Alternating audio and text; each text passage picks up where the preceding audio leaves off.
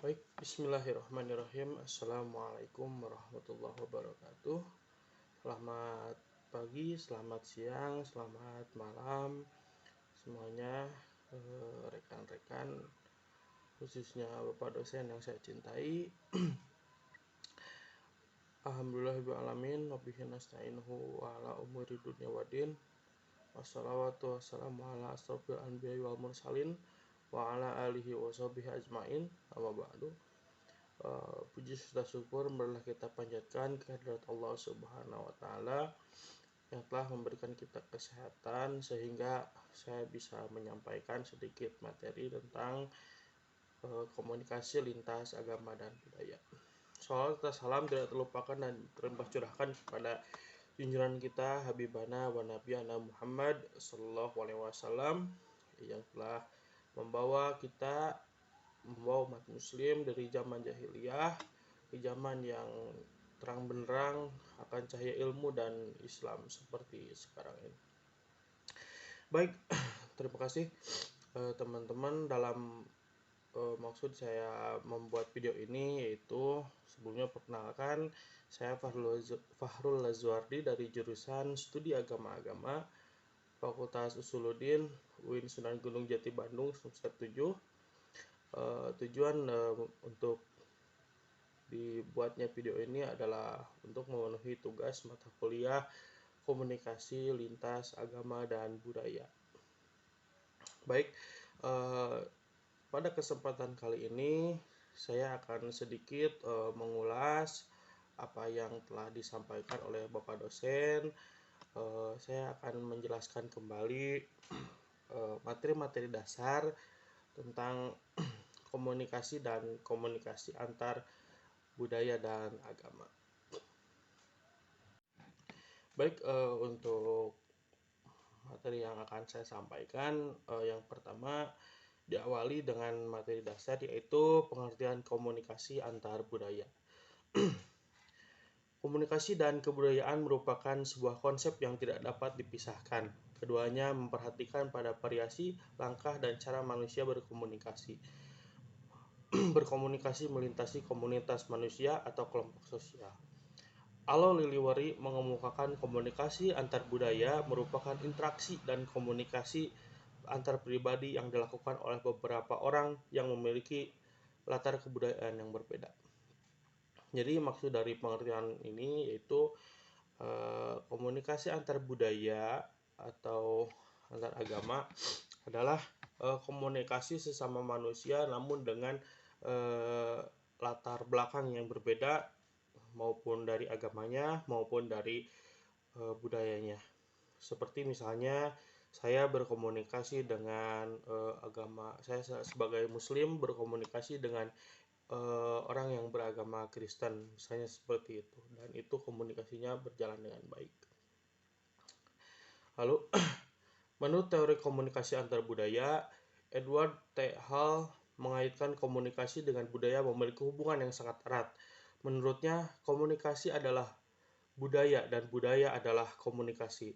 Sebuah definisi yang dibuat oleh kelompok sarjana komunikasi yang mengkhususkan diri pada studi komunikasi antar manusia atau yang disebut dengan human communication, bahwa komunikasi adalah suatu interaksi proses simbolik yang menghendaki orang-orang mengatur lingkungannya. Ada beberapa poin yaitu membangun hubungan antar sesama manusia melalui pertukaran informasi untuk menguatkan sikap dan tingkah laku orang lain, berusaha mengubah sikap dan tingkah lakunya.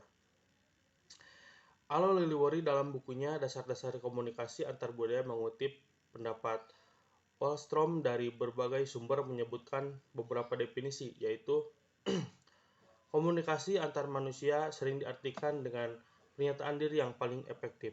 Komunikasi merupakan pertukaran pesan-pesan secara tertulis dan lisan melalui percakapan atau bahkan melalui penggambaran imajiner. Komunikasi merupakan pembagian informasi atau pemberian hiburan melalui kata-kata secara lisan atau tertulis dengan metode lainnya. Komunikasi merupakan sebuah pengalihan informasi dari seseorang kepada orang lain, pertukaran makna antar individu dengan penggunaan sistem simbol yang sama. Komunikasi adalah proses pengalihan pesan yang dilakukan seseorang melalui sesuatu yang saluran tertentu kepada orang lain dengan efek tertentu. Komunikasi adalah proses pembagian informasi, gagasan, atau perasaan yang tidak saja dilakukan secara lisan atau tertulis, melainkan melalui bahasa tubuh, atau gaya serta tampilan pribadi, atau hal-hal lain yang memperjelas makna. Komunikasi menjadi bagian yang tidak terpisahkan dari seluruh aktivitas manusia, baik sebagai individu maupun sebagai kelompok. Identitas manusia sebagai makhluk sosial mengharuskan manusia berhubungan dengan orang lain. Menurut Rahmat, komunikasi menyentuh segala aspek kehidupan kita. Sebuah penelitian mengungkapkan bahwa 70% waktu bangun kita digunakan untuk berkomunikasi. Komunikasi menentukan kualitas hidup kita. Selanjutnya ada tentang komunikasi masyarakat. Komunikasi adalah hubungan kontak antar manusia baik individu maupun kelompok. Dalam kehidupan sehari-hari, disadari atau tidak, komunikasi adalah bagian dari kehidupan manusia itu sendiri. Sementara itu, untuk menjalin rasa kemanusiaan yang akrab, diperlukan saling pengertian sesama anggota masyarakat. Untuk keberhasilan suatu komunikasi, kita harus mengetahui dan mempelajari unsur-unsur apa saja yang tergantung dalam proses komunikasi adalah sumber pembicaraan, pesan, saluran, dan penerima. Lalu hubungan masyarakat mempunyai ruang lingkup kegiatan menyangkut banyak manusia dan sejauh mana keberhasilan tergantung dari pada upaya usaha masing-masing tokoh agama. Baik, untuk selanjutnya yaitu tentang fungsi komunikasi. Apabila komunikasi hanya diartikan sebuah pertukaran berita atau pertukaran pesan sebagai kegiatan individu, gitu ya, maka ada fungsi lain dari komunikasi, yaitu yaitu adalah informasi, untuk memberikan informasi, pengumpulan, penyimpanan, pemrosesan, penyebaran berita, data, gambar, fakta, dan pesan opini dalam komentar yang dibutuhkan agar dapat dimengerti dan beraksi secara jelas terhadap kondisi lingkungan dan orang lain agar dapat mengambil keputusan yang tepat. 2. Sosialisasi pemasyarakatan. Penyediaan sumber ilmu pengetahuan yang memungkinkan orang bersikap dan bertindak sebagai anggota masyarakat yang efektif sehingga ia sadar akan fungsi sosialnya, sehingga ia dapat aktif di dalam masyarakat. Yang ketiga yaitu untuk memotivasi, menjelaskan tujuan setiap masyarakat jangka pendek maupun jangka panjang, mendorong dan menentukan pilihannya dalam keinginannya, mendorong kegiatan individu dan kelompok berdasarkan tujuan bersama yang akan dikejar. Lalu keempat, untuk bisa digunakan untuk perdebatan dalam hal yang baik dan diskusi, menyediakan dan saling menukar fakta yang diperlukan untuk memungkinkan persetujuan atau menyelesaikan perbedaan pendapat mengenai masalah publik, menyediakan bukti-bukti yang relevan dan diperlukan untuk kepentingan umum agar masyarakat lebih melibatkan diri dari masalah yang menyangkut kepentingan bersama di tingkat nasional maupun lokal. Lalu fungsinya ada untuk pendidikan, untuk memajukan kebudayaan, untuk hiburan juga, yang terakhir yaitu untuk integrasi. Nah sekarang saya akan sedikit membacakan atau memberikan materi intinya, yaitu tentang komunikasi antar budaya dan agama.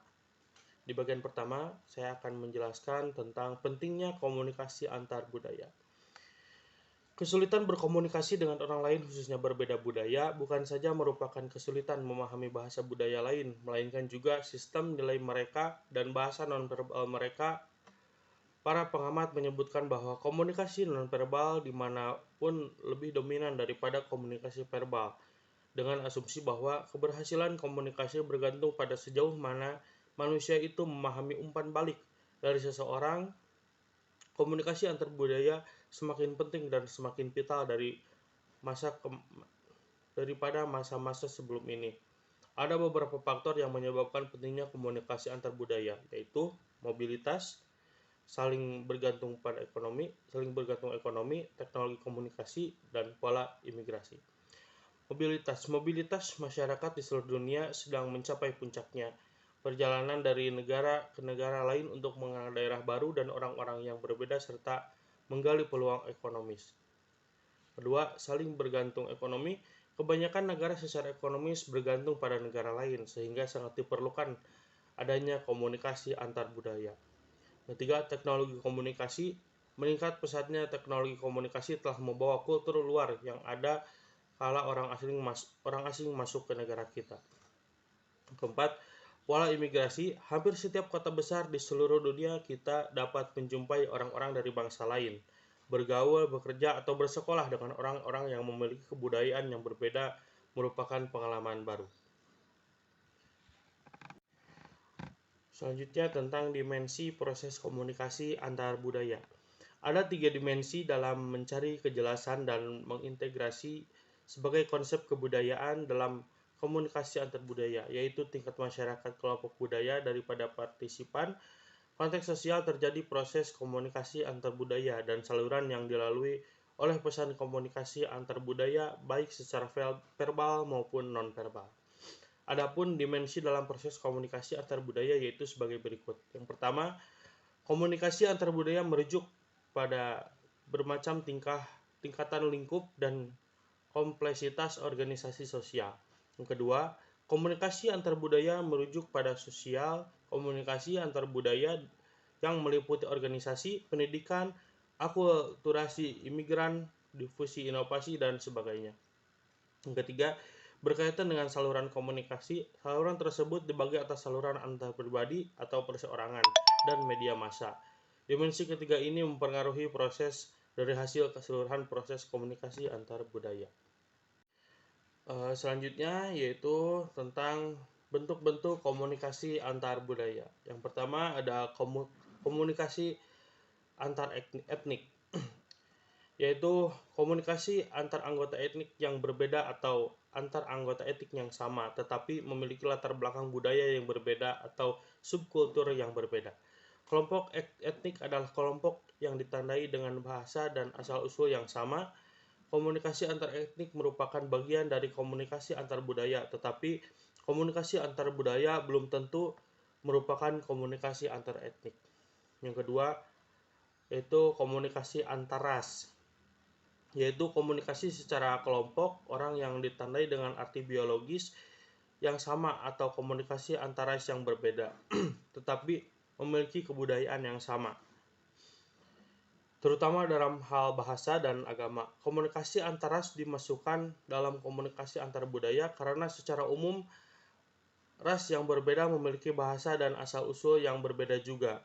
Komunikasi antar budaya dalam konteks komunikasi antar ras sangat berpotensi terhadap konflik karena orang yang berbeda ras memiliki prasangka atau stereotip terhadap orang yang berbeda dengan rasnya. Yang ketiga, komunikasi lintas budaya, yaitu studi tentang perbandingan gagasan atau konsep dalam berbagi kebudayaan, perbandingan antar aspek atau minat tertentu dalam kebudayaan, atau perbandingan antar aspek atau umat tertentu dengan satu atau kebudayaan yang lainnya.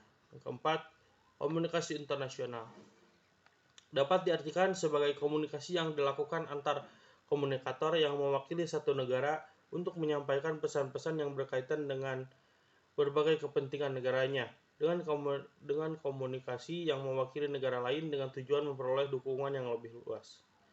Firman Allah dalam Al-Quran surat Al-Hujurat ayat 13 yang artinya, "Hai manusia, sesungguhnya kami menciptakan kamu seorang laki-laki dan perempuan dan menjadikan kamu berbangsa-bangsa, bersuku-suku supaya kamu saling mengenal.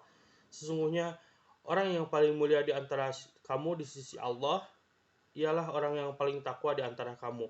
Sesungguhnya Allah Maha besar mengetahui. Sesungguhnya Allah Maha mengetahui dan lagi Maha mengenal." Berdasarkan ayat di atas, kita dapat mengetahui bahwa pada hakikatnya kita diciptakan ke dunia ini dengan membawa perbedaan, baik budaya, agama, ras, bahasa, ide, cara pandang, dan bahkan warna kulit. Namun, Dengan adanya perbedaan itu diharapkan akan membawa suatu rahmat yang harus kita syukuri, walaupun tak dapat dipungkiri bahwa secara manusiawi kita akan mengalami kesusahan dalam proses komunikasi. Tidak selamanya akan berjalan lancar dan efektif, pasti ada permasalahan yang muncul. Lalu yang terakhir saya akan sedikit menyampaikan tentang hambatan-hambatan komunikasi antar budaya.